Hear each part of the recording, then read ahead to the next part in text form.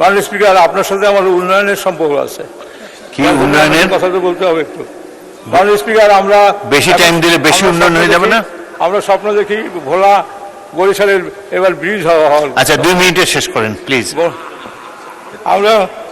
আমরা এবার জনগণের দাবি, ভোলা বরিশালের ব্রিজের জন্য আমাদের দাবি রয়েছে। আমরা সেদিন আর 10-15 জনে এমপি আমরা সবাই প্রধানমন্ত্রীর সাথে কথা বলতেছিলাম যে পদ্মা ব্রিজ হয়েছে, কিন্তু roads is not able to afford, রোডসে রক্ষা করতে পারছে না। এই জন্য আমরা আজকে 15 জন এমপি কথা বলতে চেয়েছিলাম ভাঙ্গা থেকে কুয়াঘাটা পর্যন্ত 6 লাইনের রাস্তা। এটা আমাদের সমস্ত এমপি, আমাদের সমস্ত এলাকাবাসী সবাই এটা দাবি, এটা আমাদের এলাকা আমরা এটা আমাদের দাবি এবং আমাদের সবার দাবি, বরিশালের সকল এমপির দাবি।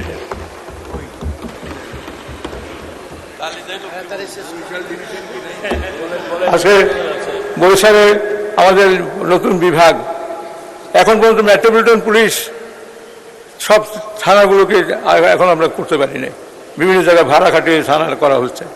আমাদের বরিশাল বিভাগের সাথে সাথে অন্যান্য অফিস আদালতগুলো ঠিক হয় না, এবং সেজন্য আমি মনে এই গত 16 বছরে হায়দার দিয়ে বরিশালের উন্নয়ন করেছেন, জিয়াউর রহমান উন্নয়ন করেছেন, এই ভেবেই যেন এই সরকার কোনো উন্নয়ন করে নাই, কোনো উন্নয়ন হয় নাই। শেখ হাসিনা কোনো উন্নয়নের ডিক্লারেশনও দেয় নাই, শুধুমাত্র জনগণের ভোট কেড়ে নেওয়ার জন্য ওখানে উত্তরাধিকার দিয়ে তার আত্মীয় স্বজন বসিয়ে তারা ওখানে নির্যাতন জুলুম করেছেন।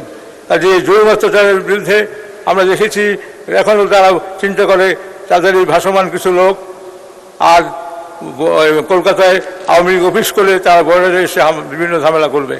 আমাদের রাষ্ট্রে উচিত হলো 1971 সালে আমরা রাজনীতি করেছি, কিন্তু 1971 সালে মুক্তিযুদ্ধের পরে যেটা করা উচিত ছিল সেটা হয় নাই। আজকে আমি বলছি 5ই আগস্টের পরে অনেক ভুল আছে।